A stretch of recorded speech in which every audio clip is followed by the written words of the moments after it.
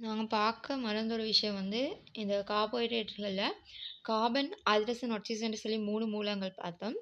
அப்ப அந்த மூலங்கள்ல ஐதரசன், ஆக்சிஜன் இந்த 2 மூலகங்கள விகிதம் 2க்கு 1 இருக்கும்னு சொல்லி தியரி ஒண்ணு பார்த்தோம். அந்த தியரி வந்து எப்படி அமைய போதுன்றத நாங்க இப்ப பார்க்க போறோம்.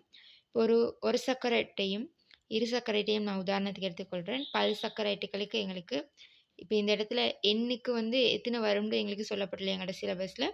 ஸோ வந்து எண் வந்து எங்களுக்கு தெரியாதனால நாங்க பல் சர்க்கரைட்டுகள் உடுவோம். ஒரு சர்க்கரைட்டையும், இரு சர்க்கரைட்டையும் நாங்க உதாரணத்துக்கு எடுப்போம். சரியா? அப்போ ஒரு சர்க்கரைட் எடுத்தோம்னு சொன்னால் கார்பன் 6, ஹைட்ரஜன் 12, ஆக்சிஜன் 6.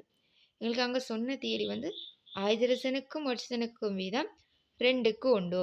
அப்ப ஹைட்ரஜன் வந்து 12 இருக்க போது, ஆக்சிஜன் வந்து 6 இருக்க போது.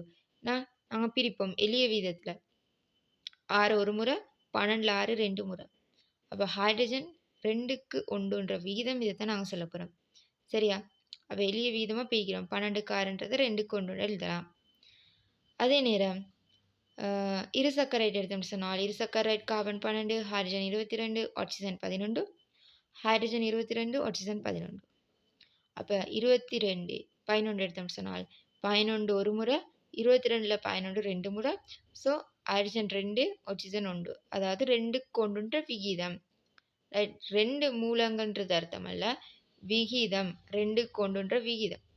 மூலங்கள் அது 22 அது 11 அங்கால ஒரு சர்க்கரைட் எடுத்தோம்னா 12 மூலகம், 12 ஹைட்ரஜன், 6 ஆக்சிஜன். விகிதம் தான் 2க்கு 1. அப்ப 2க்குமே வந்து விகிதம் வந்து ஹைட்ரஜனுக்கும் ஆக்சிஜனுக்கும் வீதம் 2க்கு 1.